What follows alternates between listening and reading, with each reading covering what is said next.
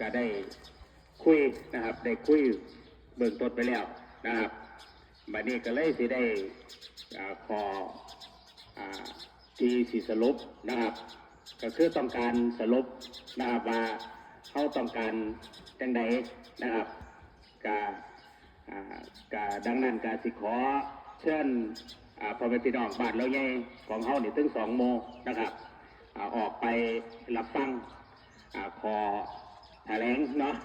แถลงการว่าแถลงซะเนาะนะครับเพราะว่าพี่น้องก็สงสัยนะครับสงสัยกันนะครับเรื่องมหรสพนะครับเรื่องหมอลำมอยงายหลดเนาะนะครับเรื่องหมอลำนะครับก็อยากให้พี่น้องออกไปฟังน้ำกันนะครับว่าบทสรุปสิเป็นยังไงนะครับแล้วก็มีขอที่ต้องขอมาตีกันนะครับจังใดนะครับเข้ากับสิสรุปนะครับเพราะว่าของเขาเนี่ยนะครับได้จ้างหมอลำคณะใหญ่นะครับคณะอีสานนครศรีนะครับมาแสดงนะครับพอดีพี่น้องก็เห็นซื้อตามโซเชียลนะครับเห็นข่าวสารเห็นอย่างต่างๆแล้วนะครับก็เลยว่าเขากับว่าได้นิ่งนอนใจนะครับก็เลยประสานกับทางหมอลำนะครับแล้วก็ประสานกับผู้จัดการนะครับของคณะนะครับก็เลยได้มีขอสรุปกันนะครับว่าสีดำเนินการไปยังไงนะครับหรือสีตกลงกันไปยังไงนะครับก็อยากขอความเห็นชอบ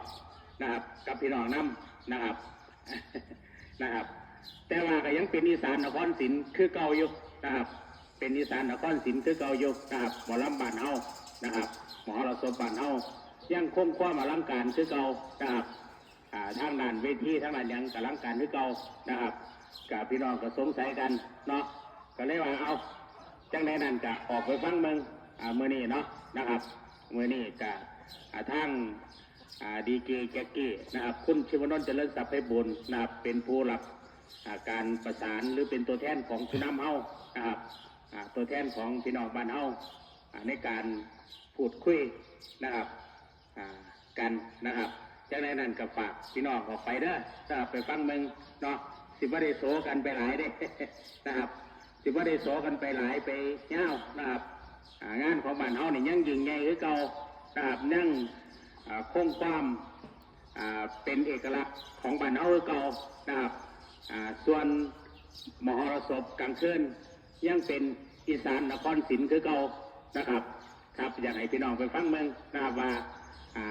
มีขอตกลงหรือเงื่อนไขอย่างใดระหว่างกันนะครับกับอีสานนครศรีนะครับก็อยากให้พี่น้องไปฟังเมืองนะครับเพราะว่าเขาอยากให้พี่น้องไปรับทราบน้ำนะครับรับทราบน้ำนะครับอันนี้ก็ถือว่าตอนจ้างเนี่ยเขาก็จ้างเต็มรูปแบบนะครับ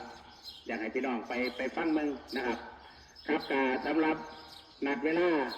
16:20 น.หรือ4:20 นะครับออกไปยุติวัดนะครับเนาะยุติวัดออกไปได้เลยนะครับพี่น้องไปได้หลายแล้วจังก็สิเว้านะครับจังก็สิแถลงให้พี่น้องได้รับทราบหลายๆท่านน้ำกันนะครับแล้วก็ขอเชิญผู้นำทุกท่านนะครับออกไปนะครับออกไปทั้งวัดน้ำนะครับครับสำหรับผมกับเรื่องประชาสัมพันธ์กับวิทยานีนะครับสวัสดีครับ